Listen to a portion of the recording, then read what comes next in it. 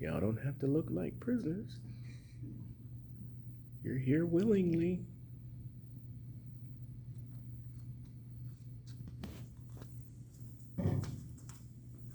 Okay, my name is Aaron R. Cleveland, and the person that I'm doing my commemorative speech about is Arthur T. Curtis. Arthur Curtis was a man of few words, but he was very wise. Usually his wife did most of the talking, but when he did speak, it was usually very wise and very thought out. He was a good man, thoughtful and kind, and he did things for people regularly and wanted no compensation for the stuff that he did. He raised his family in Chicago during the 40s and the 50s, which at that time, where he lived at, was considered Little Italy. As you can tell, his name was Curtis, and Curtis is obviously not an Italian name. It's actually English, but he was not English either. A lot of times back in those days, immigrants would come to the United States and they would change their names, especially when they were in places where, like Eastern Europe, which is where his family came from, where the names are difficult for Americans to pronounce. So he ended up changing his name. His parents died when he was young. That was the first obstacle that he had in his life. His mom died from a tumor in her throat when she was 24 years old. Arthur was only 5 at the time.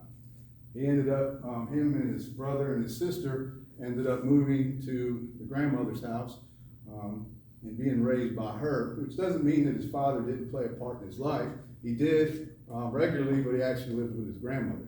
And anyway, his father died when he was a teenager.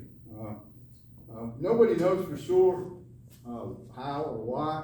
All they know is that he was a chauffeur for a high-level mobster, and he ended up dead one day. So they figured he was probably murdered. Probably heard something that he shouldn't have heard, and ended up getting murdered for it. But so he ended up marrying an Italian woman, and he raised his family in an Italian neighborhood, and the Italian family took him in, and he ended up being a Catholic. Now, one of the things I find as an amusing story is his family, when they immigrated to the United States, they immigrated to the United States to avoid being persecuted by the Catholics in Eastern Europe. At least that's what his family said. So they probably roll over in the grave today if they knew that he became Catholic. Now, another obstacle he had in life is he had his first heart attack at 43 years old. And it was a massive heart attack, and he wasn't able to provide for his family.